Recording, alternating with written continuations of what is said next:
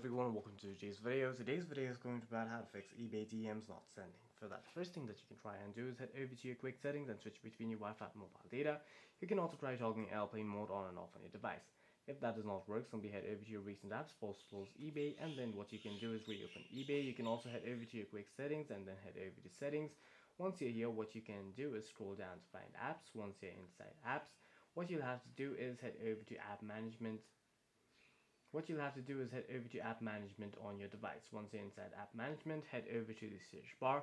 Once it loads, simply tap on the search bar and search for eBay in the search bar. Once you've found eBay, simply tap on eBay. And then from here, what you'll have to do is head over to